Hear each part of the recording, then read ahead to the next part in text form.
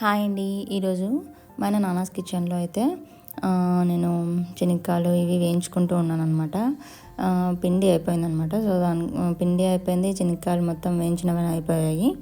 So orders వస్తే కష్టం అయిపోతుందని చెప్పేసి నేను మొత్తం ముందే వేయించి పెట్టుకుంటాను. ఇంకా పిండి లేదు. సో దోశ ఐటమ్స్, ఇలా ఇడ్లీ ఐటమ్స్ ఇవి కూడా నేను ఆఫ్లో పెట్టేసేసి ఈరోజు ఈ పని అయితే పెట్టుకున్నాను అనమాట. నేనేంటంటే ఇది కొంచెం సిమ్లో పెట్టుకొని స్లోగా వేయించుతాను. సో దట్ ఏంటంటే టేస్ట్ బాగుంటాయి. ఇది చాలా టైం టేకింగ్ అనమాట. సో కూర్చొని నీట్గా వేయించుకుంటున్నాను.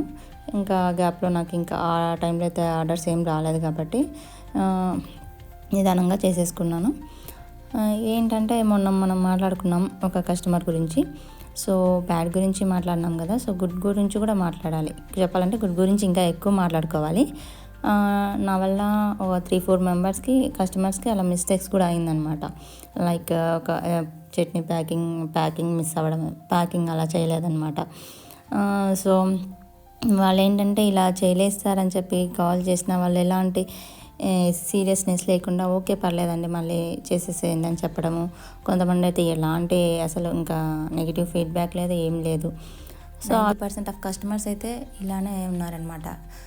నిజంగా గ్రేట్ అండి వాళ్ళు. అసలు డబ్బులు కట్టి మనం ఒకటి పంపించకపోయినా సరే వాళ్ళు ఎలాగా రియాక్ట్ అవ్వకపోవడము, ఇంకా మంచిగా రియాక్ట్ అవ్వడము అనేది నిజంగా గ్రేట్ అండి. Sorry for that. నా మిస్టేక్కి నేను కావాలని చెయ్యను. ఒకసారి ఫస్ట్ టైం జరిగినప్పుడు ఇంకా అస్సలు రిపీట్ అవ్వకూడదని చాలా గట్టిగా అనుకున్నాను. బట్ అది సెకండ్ టైం, థర్డ్ టైం కూడా రిపీట్ అయ్యింది. Real I'm so sorry. But డెఫినెట్గా ట్రై చేస్తాను అస్సలు రిపీట్ చేయకుండా ఉండడానికి. సో అదండి, అలా మిస్టేక్స్ చేయకుండా క్లౌడ్ కిచెన్ స్టార్ట్ చేయాలనుకున్న వాళ్ళు హ్యాపీగా స్టార్ట్ చేసేసుకోవచ్చు.